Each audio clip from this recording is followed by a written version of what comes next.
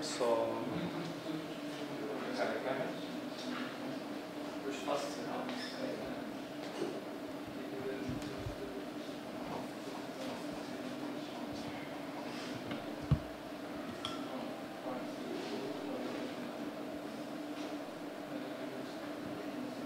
So welcome all, and thank you, André Constantino, for being here.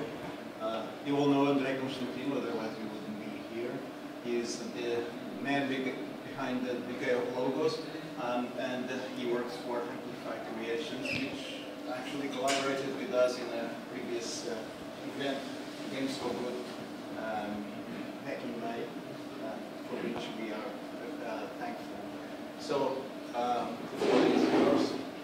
Thank you. Hi everyone. I will make a talk about make the most of a small production team, because we are a small production team, like we will see later. I will talk about some strategies we use it in the production of the game Decay of Logos. But obviously, each case it's a case. Each game is a different case. So don't take like this is the perfect way to manage a small team. It's only our way to cover our problems and try the best for the game. I will start to introduce myself and talk about Amplify Creations, the company behind the game. A small introduction about the game too, so what type of game is, etc. Then I talk about more the meaning of the talk, and then a small conclusion. So, I studied computer science in the University of Porto, and unfortunately I only have one class of computer science, but I already liked games before. So, but it was the first time I knew how a game loop works. I had programming language before, but never understood the game loop, the constant game loop. And that class helped me a lot, knowing about computer science and how graphics works. And so, like it says there, I grew up playing with Spectrum. Even there is Mega Drive time. I was playing with Spectrum, so I envy my neighbors, my colleagues. So much top of the line games at the time, and I was playing with Manic Miner and stuff. But it was good, and I knew I have a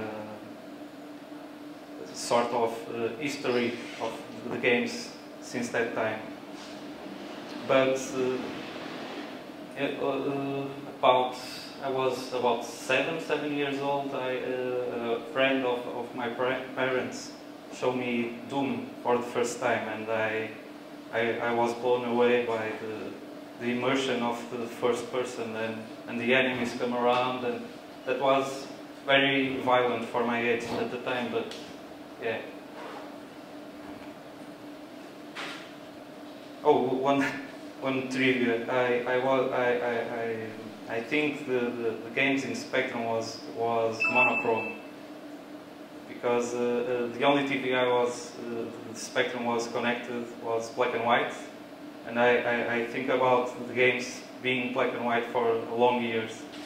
So it was a bit bad for me, because I think only the consoles have color graphics. So I was very young at the time.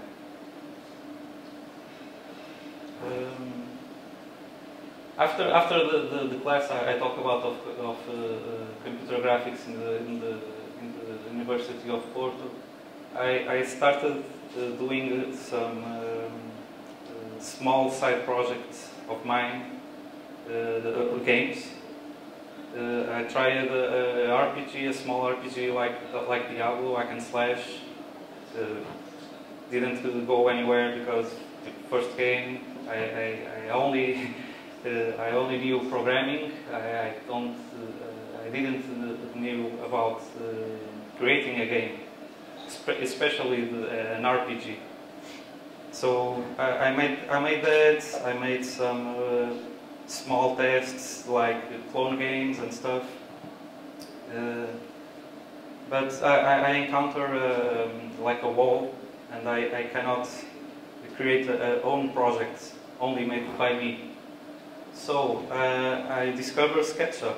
SketchUp, I didn't know how to 3D modeling and creating assets for my game.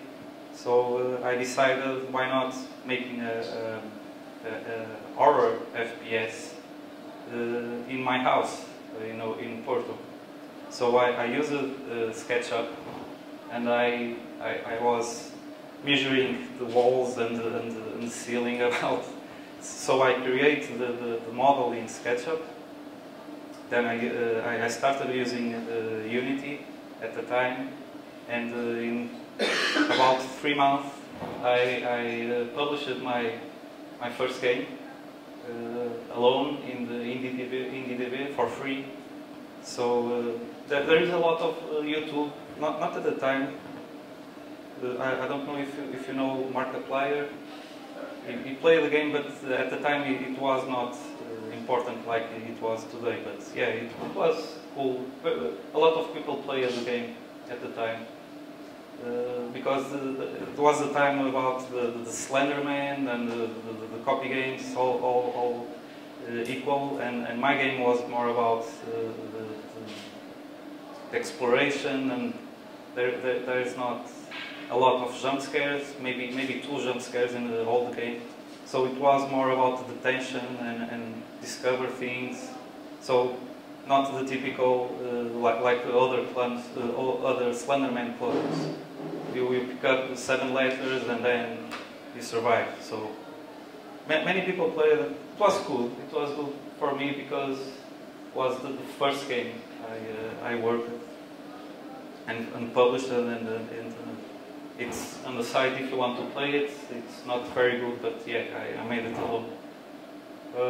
Then this game was sort of a bridge for the company I worked next. It was the Big Moon Studios in Vila Nova de Gaia, and I started working in the Jagged Alliance, doing the Steam integration. At the time, Steam integration was not so easily like it is today, like the achievements and log and score leaderboards and stuff. And then I started. The project was near end, so I was only doing the Steam integration. And then I started working in Chapter Development, which is an RPG with zombies. I don't know if you know the game. It's already on Steam for launched 2015, I think. Yeah, 2015. And then I worked in other projects on Big Moon Studios. Then Amplify Creations opened an entry for tech departments, and I tried to go for a different type of game development. So I was doing plugins for Unity 3D, and I moved away some sort of the pure game development. But at my spare time, I was working in a project called Decay of Logos, that I was doing my own prototype once again alone, doing some stuff in ZBrush and Blender, not good, but enough to make a prototype, so you can play it and see the stuff happening. So the problem wasn't the coding of the game. It was always the art. I can't do art too well like a lot of you. So I worked sometimes in the tech, and then Diogo, the CEO of Amplify Creations, saw the prototype, and he said, "Oh, that's a cool game. Let's try something bigger." So we managed a team. One of them it's here, Yuri. It's our animator, and then we started the game. It's a long presentation for me. Okay, this is Amplify Creations. I don't know if everyone knows about the company. We made plugins for Unity 3D. We have these products. We have Amplify Creations Plugins. It's like Megascans. Forgot about the name. John Carmack did for Rage. I think it's Mega Textures. Amplify Color it's a plugin more oriented for color correction, like you see in the movies, and it's mostly the reason the Firewatch, the game, looks that colorful. Amplify Motion it's a motion blur plugin. Amplify Lookback it's more about the looks, the texture looks you can use in Amplify Color. Amplify Bloom is a bloom effect. Occlusion is occlusion, ambient occlusion effect, and the last one we made the shader editor. It's like it's a node-based editor for creating shaders. We already have a LUT pack, a simple LUT pack in the Unreal Marketplace, but our main focus is in the Unity asset store. This is the sum of the games that have Unity as the own engine and use our plugins. Maybe you know Firewatch, Ghost of a Tale, maybe Record, that's Microsoft exclusive, and Space Pirate Train. It's maybe the best VR game I've played so far.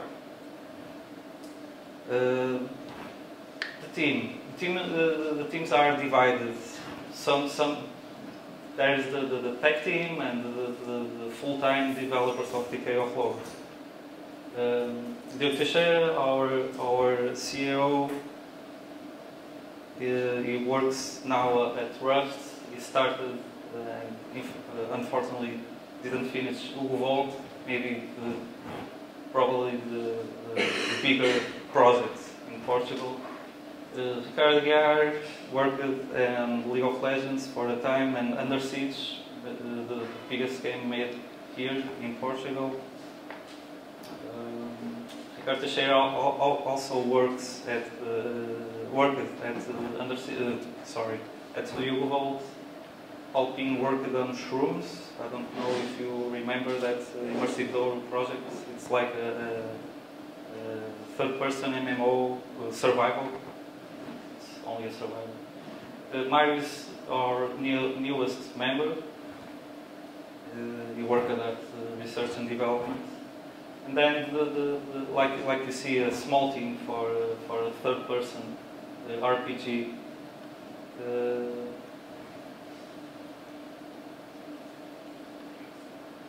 Sorry, I'm reading my notes. I didn't rehearse too much this presentation. So Michel also worked in Under Siege. It has more than 10 years of experience in 3D. He knows a lot of low poly models, and have a lot of experience painting the models. Ricardo Tomé, worked at Rimworld. I don't know if you remember, he made the artwork you see on Steam if you open the store page of Rimworld. That's the work of him. And Yuri, you can talk to him after. It's our animator. And yeah, it worked at Battleship.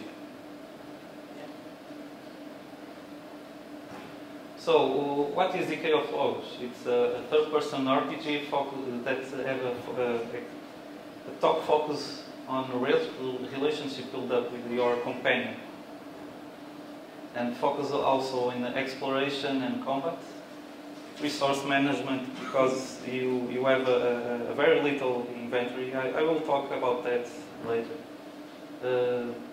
There's puzzles, and it is a semi-open world, like I like to call, because it's not an open world like Skyrim or GTA. So you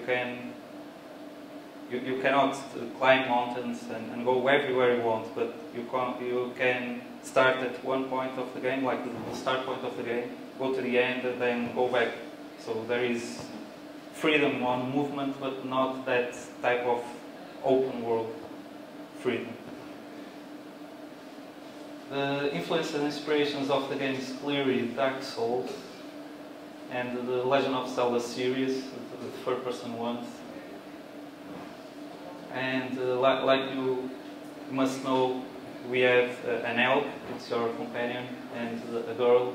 And basically the Mononoke Hime film of Studio Ghibli was one of the starting point for the build-up of the story of the game and the gameplay of the game. It was a major inspiration about the relationship about the Yaku and the main character of the Princess Mononoke.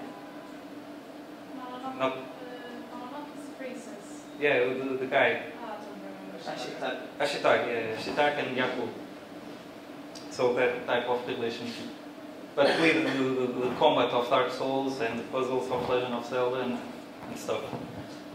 We have already some pieces of lore that are based on tales and European folklore, so that's why we have that. So the gameplay, like I said before, is based on the Dark Souls. So you have the lock-on targeting, you can roll, you can attack, you can parry attacks, you can defend, and also you can play without locking on the target. So you can free movement again around the enemy and never lock on. But yeah, it's a bit more difficult to play. But yeah, it depends on the type of player. Weapon types. Like I said before, we limited some stuff like the inventory and the type of weapons you can have at the same time. So there is not like you see in Call of Duty, you have the 3 bazookas, 2 machine guns, and 30 pistols. So everything you have with you can see on the player. So if you have a sword and a bow and the 3 potions, you literally can see the 3 potions around the belt, the bow in the back, and the sword in the inside. Also, like I said before, it's a heavily inspired gameplay of the Dark Souls series. You have the typical backstab that everyone that played Dark Souls once in a time know about backstabs. So we changed a little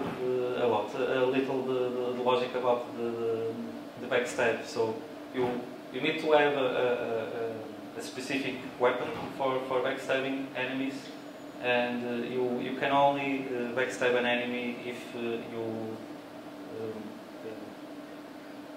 go near them, near the enemy, like sort of a stealth mode. So the enemy cannot see you, and if you approach to the back of the enemy, you can perform the backstab. We have a mechanic called dynamic drops that basically you remember playing like Legend of Zelda: Link to the Past, and you have less art, and then you go to the grass and you cut the grass, and if you have basically 1-2 hearts, the probability to instantiate an art was greater if you have less art, and this is basically the same stuff. So if you haven't some potions in your belt, the probability that an enemy could drop the potion is higher if you already have one. And if you don't have a weapon equipped, so you have only the bare fist, the probability of dropping a simple weapon, not a great weapon, but a weapon like a simple sword or a simple axe, it's great. And also depends on the level of the enemy. So if you advance a lot in the game and then go back and try to loot weaker enemies, you only have some potions or some arrows. So the big items, or the big items rewards from enemy drops, it's only interesting. It's only advantage if you go to higher enemy ranks than you, of course. Like I said before, the one of the main focus is the relationship build-up. Sorry, the GIF was slowing down. So in Decay of Logos you have a co-op puzzle solving. When I say co-op, it's about the girl and the elk you see in there. So you have to solve puzzles together. So there is the elk is not only a simple companion. So you can use the elk to store some other items like weapons and potions. Like I said, the inventory is very limited. So if you go, for example, if you go to a tower alone, because the elk cannot climb the tower, and you see, oh, I have one or two health potions. So maybe I go back to elk and put the potions that are in elk and on me, and then go forward. So like I said, it's more about the resource management. Is not like you see in Witcher. So you have your inventory with a lot of items, and you are always picking up, or oh, you are overburdened and you have to drop the items and stuff. So it's more about the items you carry with you, and if you go alone to some places, what items you carry with you. Like I said, the relationship build up, it's more visible in the elk in combat. So in the beginning, the elk is very afraid. So if he has an enemy near, he runs away. But while you progress in the game, the elk will defend you, not killing the enemies, but if you are in a situation that is 1 versus 2, maybe he appears and he pushes away one of the enemies, and then it's more simple for the player to tackle one enemy. Like, once again, the inventory, it's very limited. Like I said, 5 potion slots, 1 right weapon, 1 two-handed or shields. Yeah, you can have shields, but you have to once again, the example of I have a bow, but I want a shield, but I don't want to lose my shield. So I put the shield with the help, and I start playing with the bow. The elk has a more robust inventory, but it's not like an enormous inventory. One of the other mechanics we have is the response. It's a little like the Dark Souls mechanic. So if you die at one place, you reborn on the last bonfire. In our case, is the last camp or shrine you visited. But the difference between the camps and the shrines, that it's while you're playing and you receive damage, your stats are going down a little. The stats you see there. So if you receive damage, your defense will go a little down, your strength goes a little down, and if you kill an enemy, they go up automatically. Like I said in here, the progress is automatic, and each action increases stats. So if you solve all the small puzzles and open all the hidden chests, your stats will increase. Like if you solve hard puzzle, your intelligence will go up. Returning to response, one difference between camps and shrines, it's that while your defenses are getting too low, you can sleep on the camps, really sleep, so you can sleep and recover all the stats. But there is a catch, you can be ambushed during night, so you wake up at the night and there is enemies of that type, of the enemy types of that zone, and if you die, you recover some of the stats, but not the total stats. But if you kill all of the enemies, you will recover full stats. Or if you have lucky, you don't be ambushed during night, you recover all the stats. So I will show you a little trailer we made for PAX East last March. We tried it's a temp music, and the areas don't have the perfect illumination we are targeting, but it's sort of an idea we made for the game.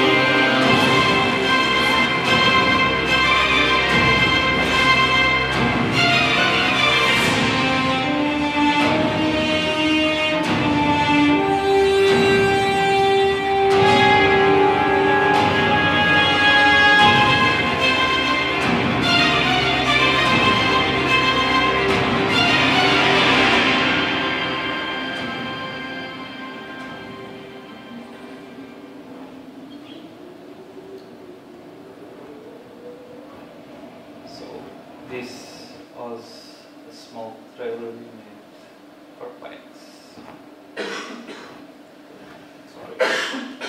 So, let's start with the real presentation. Like the title of the presentation, it's a big project for a very small team. And like I said, and sometimes less is more about you have to pinpoint the stuff that real matters for the game. Like if you want a bigger game but with soulless, it's much better if you have a less greater game but with a lot of small nuance and a consistent story and small details that a type of exploration player notice, and he remembers all the time that small things the developer puts in the game. So we are targeting more. The game is not small, but it's not big like. It's much smaller than Skyrim in terms of area, of course. But it's more comparable with the DLC of maybe Bloodborne. The DLC of Bloodborne, the size of only the DLC, it's maybe more around that.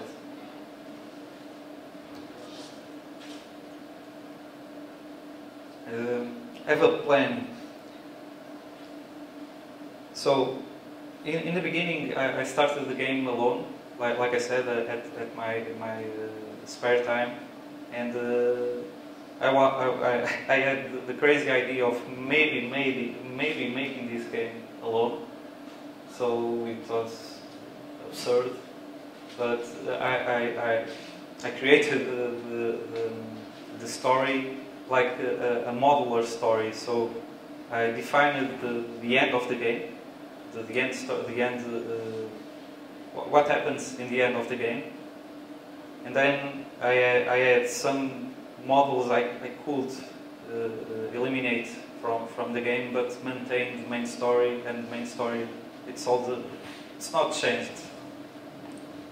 So we have this plan since the beginning. So unfortunately we have to cut about 1/3 of the game because of the first plan was too big once again for the team. So we cut about 1/3 of the game, but like I said before, the story maintains, the core points of the story maintains, and it's okay.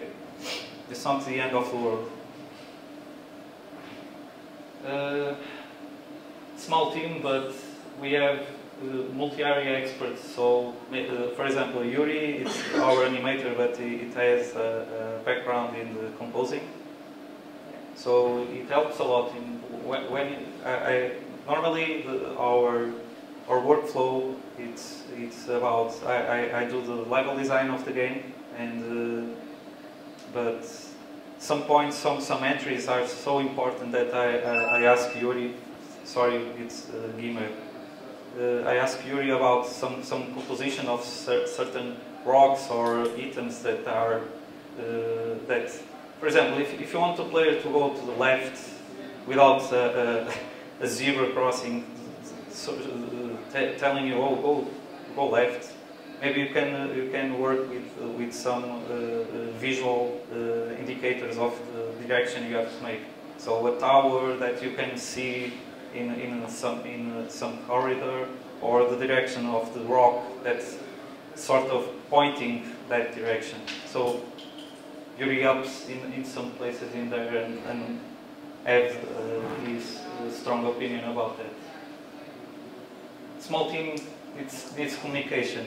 Unfortunately, Yuri once again works remotely, and sometimes there is some not so fluent communication because it's text-based, and some stuff are lost in the translation. So, but with the core team at Amplify, we tried. Hence, there is a technical doubt about some, maybe, for example, a 3D model that maybe needs some lots. the Tomeo or Pichel talk to me because we are side by side and you figure out a way to try the less work way to do something. So I think everyone in the team are a bit lazy. So especially me, because I don't want to do the same thing more than 2 times. So I tried my best to do the things or predict the future iteration, sorry, ahead of time. So I will talk about that. Sorry, I'm losing myself in the presentation, but I will talk about that in the future. Learn for the best, because no one knows everything, so we try to consult GDC talks or GDC videos or Gamma Sutra, and we have the luck to have experienced workers with us with more than 10 years, and then they try to explain how, if anyone has a doubt about something technical, normally there is a person who knows how to fix it, so it's easy for us. It's all about love on small details. It's like I said before, small details in the game, or Easter eggs, or details about the lore of the game. I think everyone that is a gamer loves that and explores. And if you go to a dungeon and there isn't a chest, but there is something that could contribute to the story, you like it. So we try that type of small details. This is some technical targets and trivia we made for the game since the beginning, since the prototype. And in the beginning, right before I stopped working at the plugins and started working full time on Decay of Logos, I thought the visual of the prototype was, like I said, was made by me, so it was horrible. But it was tending more realistic type of artwork. So we try to. I said maybe a different art style. It's more appropriate to our game. At the time, there is no Breath of the Wild Zelda, no Rhyme, no that's a lot of games that are coming out today that has a bit of this type of artwork, the semi-cartoon artwork. So at the time I think, that's maybe a new thing, but yeah, like we said, most of the games coming out today have a little bit of this type of cartoonish art style. But one of the main reasons I decided to change the artwork was about the time you take to make something, some cartoon thing, and then try to make a ultra realistic thing. So made a rock with low poly and not much detail. It's far fast and easier to do than a full 8K texture rock with a lot of details and a lot of small things. That needs a team much bigger, and so that was one of the main reasons. We are targeting a 350 trees top. So in the image you see on the back, it's more about 200 trees and maybe 100 drocals. Other thing I like in this type of games was you have no loading screens, so like I said earlier, you can go to the end of the game and then go back, and there is no loading screen. It's like it's common today, but yeah. We try to use all our Amplify tech, and like I said before, the end of the story was decided at the time of the prototype. We are targeting a 60 FPS, 1080p on Xbox One, and if the game, let's hope, launches on Switch, unfortunately maybe 30 FPS at 70-20p.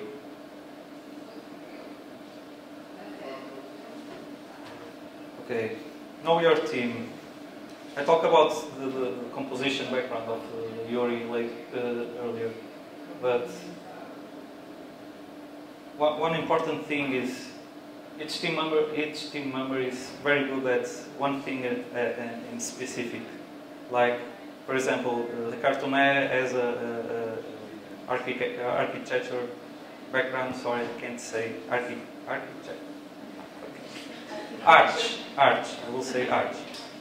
So Tomé has a background on arch. So, like you see in that house, it was completely created by him. The style with some points. So we have, like I said, European folklore influences. So we pick some Alentejo houses, and then try some Nordic stuff on the this type of arch. It's the present one. So we have three types of arch in our game. We have the ancestors one, that are the ruins. I will show later. We have the present arch, and then you have the royal arch. It's for the king and stuff.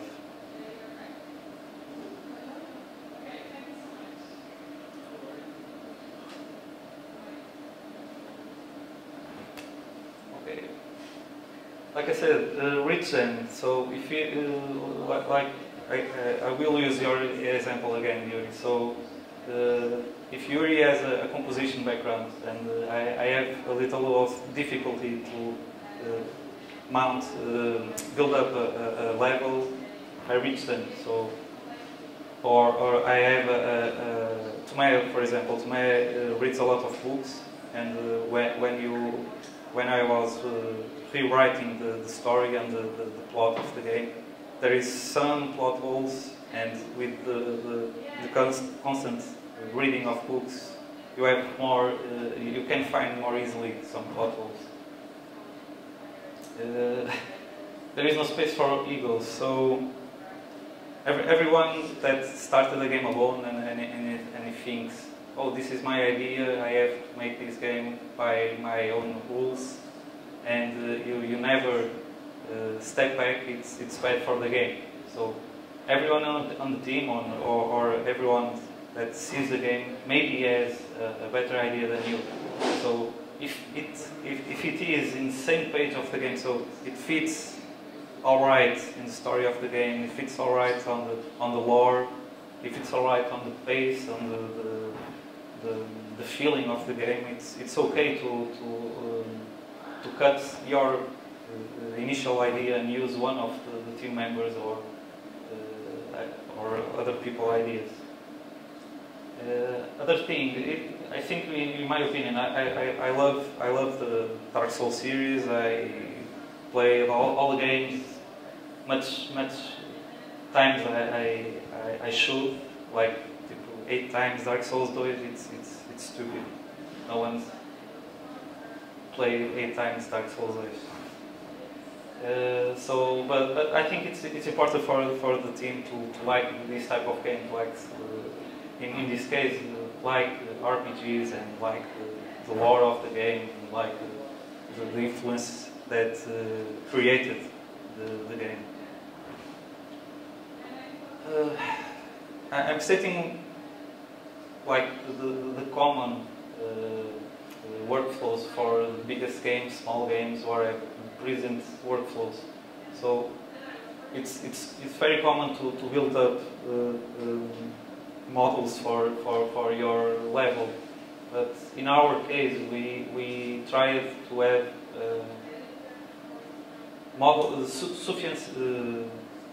too much models, so you can build maybe all of the ancient ruins along the game, the temples, dungeon models, and also the world is modular. So you can see here. Can you see the mouse pointer? Okay, this is maybe the start of the game, and we showed it at the Lisbon Games Week last year. And now I think we go here. This is a swamp. So, but inside of this zone there is a lot of other small zones that helps the building of the level. So maybe you can have 3 people working on the swamp level because the scenes are divided so much, so it's easier. So I work in this zone, and the other team member works on that zone. They are neighbors, but unfortunately Unity engine don't allow to multi-scene editing without a plugin or whatever, depending on third-party level editors. So in the beginning I was forced to do this type of divisions, but in the long time it's easier to edit each part of the game. The dungeon models were built with these models you see here, and it's a new thing we added not a long time ago, because I think that there is not so small dungeons around the game. So we made simple models or dungeons like a corridor, bifurcation, an elevator for the vertical level design, and you can build a very fast dungeons with that maybe five models we have. That could also be used like a procedural gen for dungeons, because it's more limited because you have a corridor, a bifurcation, an elevator, so it's not like walls, but it helps to add more places for example, custom encounters with mini bosses that you can encounter in maybe New Game Plus. You play the game for the second time, and you go to a dungeon that you thought, oh, there is only a chest in this dungeon, but with the New Game Plus we put a mini boss there, so there is some surprise, and maybe the dungeon is not at the same position that was in the first new game.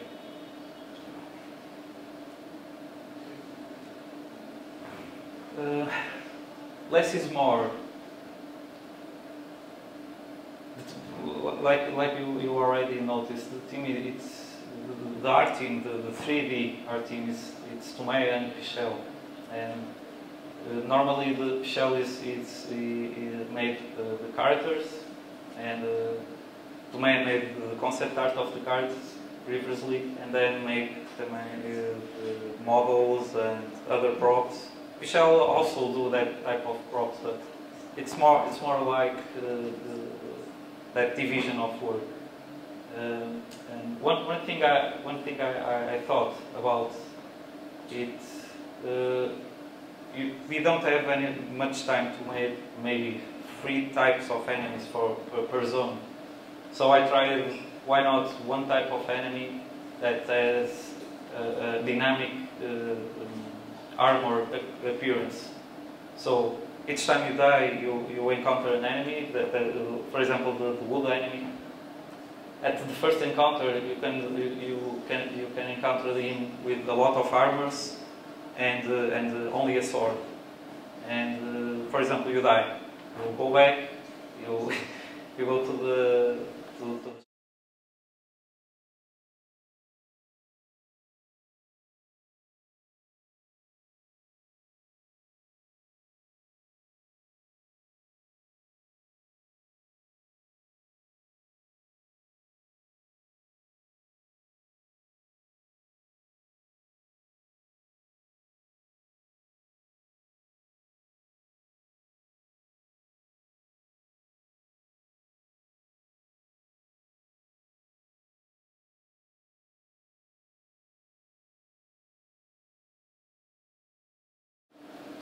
I talk about the armor. If the enemy has more armor, it has more defense, and yeah, it's been a bit a pain to balance that, but it's okay for now. Other thing, one of my initial ideas is when you build up a new enemy. I talked to Michelle and to May and said, remember the helmet must be worn by the girl too. So when you build that soldier, all the armor set you see in the enemy could be picked up in the random loot or chests, and the player can use it. So when you make an enemy, you make the enemy and a lot of items for the player. It's one of our strategies.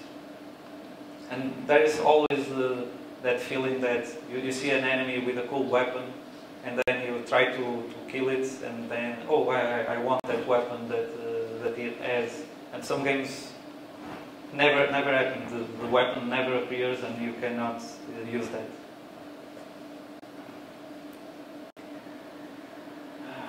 So, workflows. We tried a workflow in the beginning that used some painting directly in another program. It was Mari. So I don't know if you know that. You have to export the mesh and paint in the software, and the iteration, small changes in the terrain painting was a pain. So we tried a different thing in the pipeline of terrains, only terrains. So it misses two passes here. I started with a blocking scene, more block than this first one, and then in this case to pick up the blocking, made a rough blocking more approximate to the real deal. Then he sculpts in ZBrush, then do a decimator, and then we started using vertex paint for the terrain. So you can put all the props, in-game props, in the editor, and then you can paint around them and look much better than the first workflow. So it's completely normal. We tried in the game development. You try some stuff, they fail. You try another thing, but in our case, we tried the faster one because there is not much time to do some big iterations and trying. Try a lot of tools, plugins, and stuff that, for example, we use a jiggly bones dynamic, so for airs and stuff, and for example, Yuri has a lot of less work using that. So if, like, for example, the girl has the ponytail, and if Yuri has to animate not only the body but also the additional parts, makes a lot of sense using some sort of tool that cuts the process of animating that small details. You have less control on the feeling, but overall it's much faster. So Yuri only has to have encountered the movement of the player, and then the jiggly ones go after him. Always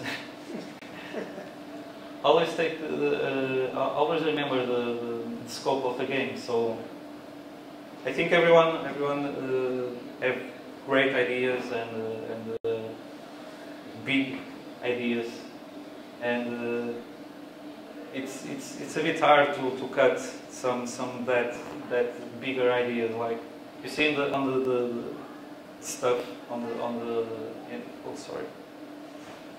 If you can see this was a sketch from Yuri about boss ideas, and in the beginning I was thinking about maybe five attacks, I think, and Yuri made 10, 15. Crazy. Yeah, because if there was maybe 2 animators and 2 programmers, it was very possible, but I was not only working on the animation integration and the logic behind it. So I have unfortunately to cut some of their cool ideas.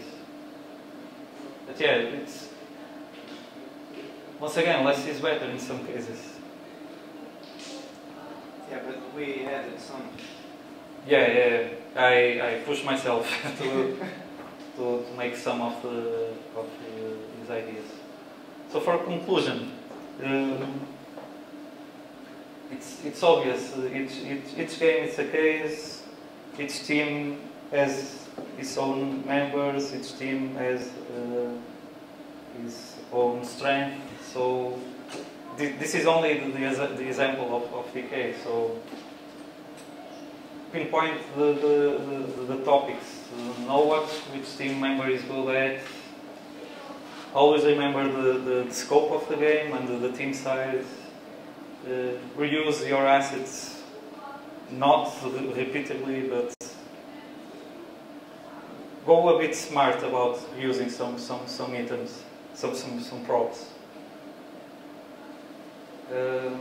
Try to find workflows that save the time of the production.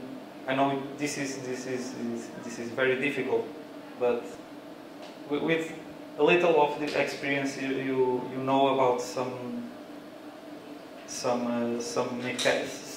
workflows that will not work on the long term. Stay focused and keep the plan. So yeah, you have to remember the beginning of the game and the project, and remember the limitations. Always remember the scope and keep on working. So thank you, and sorry for the lazy presentation and my English, and sorry. You can follow our weekly devlog in here. We post every week. Sometimes there is only art related posts, but I try to make some more technical stuff in there.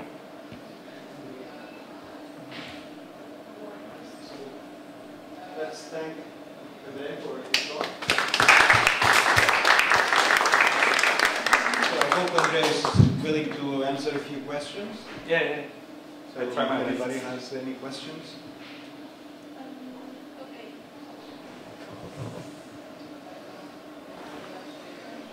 Can I? Yeah.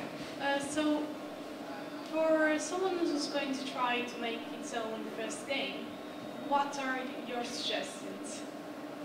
Because you always want to do the big thing. Yeah, That's a common mistake. Everyone made it. I don't know, maybe start with a very little or clone project, or a very little small idea you have, and you have to add the notion of I can do this.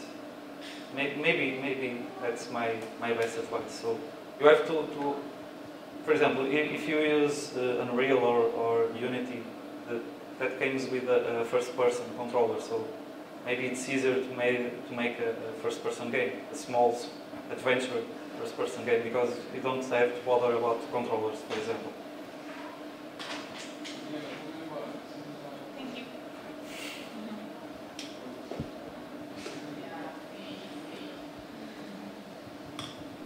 So, what did the prototype you made alone contain, and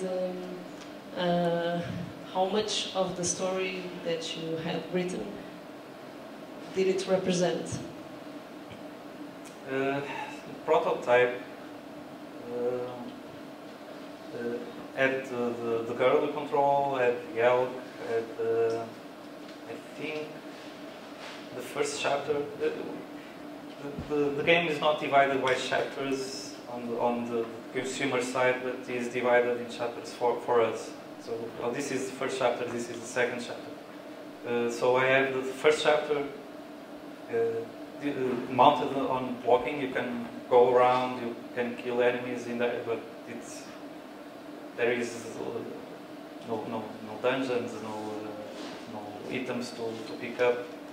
In the end of the prototype. In the beginning, there is some sort of basic mechanics, so you can shoot arrows, you can combat enemies, you can solve some puzzles. I think I didn't have the co-op puzzle solving, but small puzzles I already have. I think I can show you the prototype. So it was just representative of game mechanics? Yeah. But the story was written on paper. So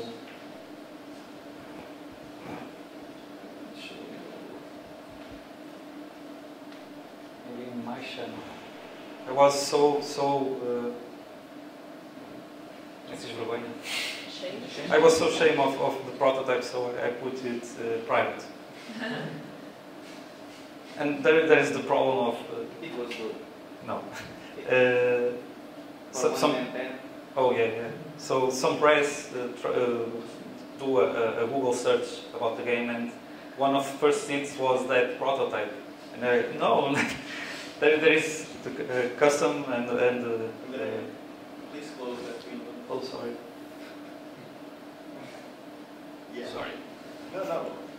I mean, you are broadcasting your remote access to my It's okay. It's okay. Oh, I will delete the team viewer next.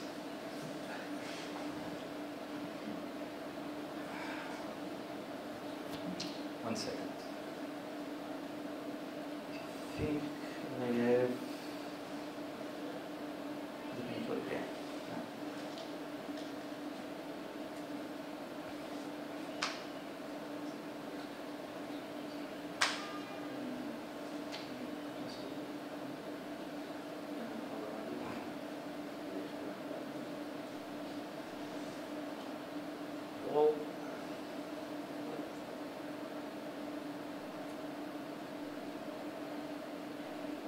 Okay, that's cool.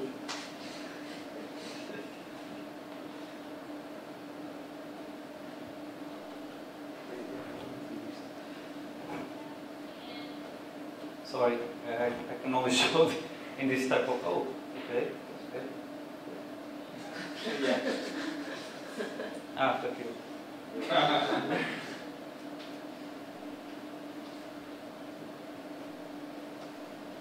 Yeah, I made the animations too. You can see top-notch animations. And there is some things. You have a simple interior. Some free animations I use. But yeah, the story was, especially the end was was already defined, and I did some backtrack writing. So I started in the end, and then I was writing to the beginning. So some pieces of history maintained and minor plot holes and stuff. Yeah. So you can see sheds and stuff.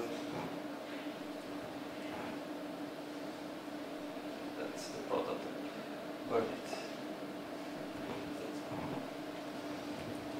Thank you. Okay, so knowing this by experience, even running a small studio tends to get hard. It's a hard affair, even if it's like 3 or 4 people. How are you guys funding this project? Funding? Yeah. It's the plugins. Okay, so you actually developed the tools first and put them on sale in the Unity Asset Store, and then the returns that you make from that allow you to do the demos. Yeah. Basically, we are the Decay of Logos team is the money driver of Amplify. Yeah. Okay. For now. So how large is the team? The Amplify team?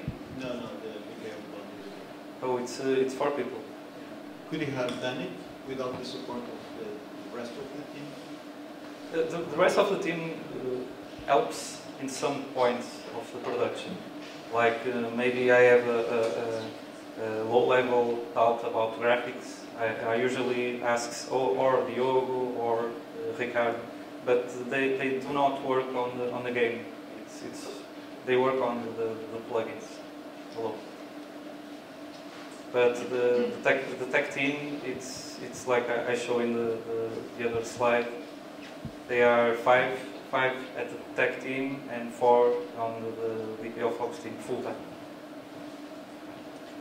Are you using any procedural generation tools for environments or for any type of optimizations? For type of optimizations, maybe we are considering using Simplygon. It's about creating a lot for some props because it helps and it saves a lot of time. Because we are making our Ricardo from the tech team helps in making some of the lots for characters and props. But procedural generation, no. You should maybe look at a tool called Dungeon Architect. It's amazing, and if you are doing dungeons, either exterior or interior, it just rapidly generates them and saves that step of creating by hand. The only problem I see there in there is the art we use, the ancestor art. So if you can put some of the models we made in that tool and then generate a dungeon, it's cool.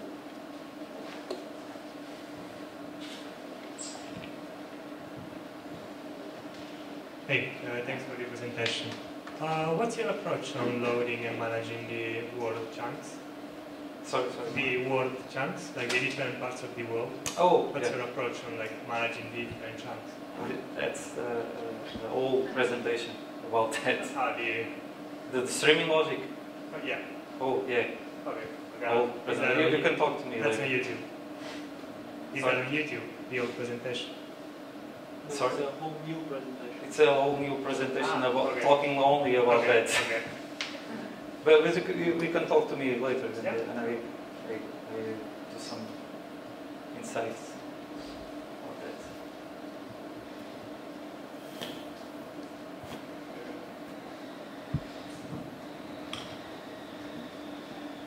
Hello. Hi. I was wondering, because you're initially a one-man crew on the whole team, were you originally sceptical on getting other team members in, and if so, how did you make that leap from the one-man band to the Amplify Creations that you also did?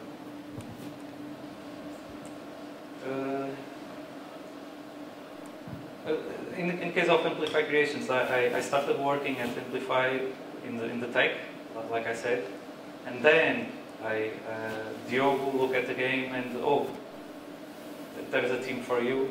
You can lead the team and make the game real. I don't think I answered your question. So it was just kind of, here's a game, we forgot to for you, sort of, we'd get it on or... Sorry? So that's into it. So, you found the team from Amplify Creations and then you were... No, Amplify found the team. Yeah. I am poor. He was already working there as a tech guy. Oh, right. And then he did this side project, and some other partner told him, you have a really good game. You want to lead a team inside here to develop the game? And that's how it started. Oh, sorry. Thank you. That's all right.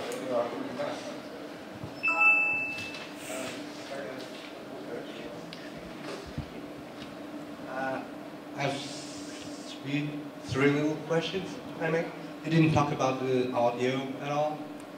What? Audio. Music, sound? Music. Who takes care of that? Yeah, music. Sound effects? There is no ambient music in our game. Only small hints when you reach some parts of the game, or important parts, and boss battles. That music. And what was your approach to that? Sound design. Yeah, I have a friend who helps. But yeah, we are not confident on the current state of audio. So we are you work on the sound. I'm a one-man show, so yeah. Okay, so I like a lot sound, and I implemented some sort of occlusion to audio. So if there is a sound behind that wall, you can hear it.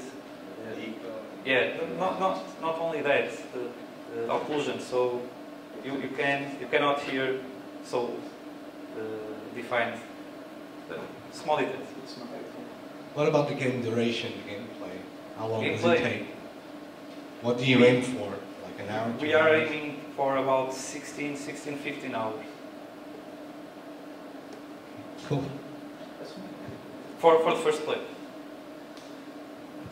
There is, like I said, the New Game Plus and New Game Plus Plus have different encounters and some things on different places, and we have like sort of missing quests. It's not like a typical quest. So if you miss in the beginning, if you miss talking with this NPC that was hidden, you cannot go back.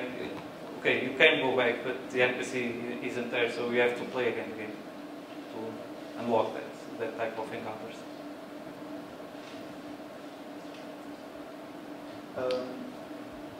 How linear is the game?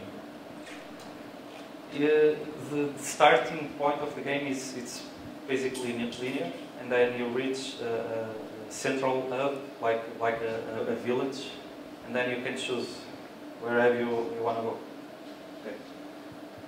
It's like Firelink Shrine from Dark Souls that you play. It's like that.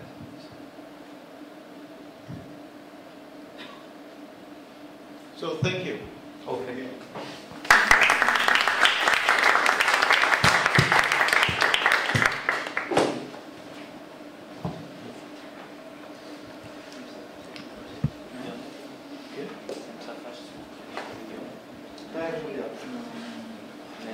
Quando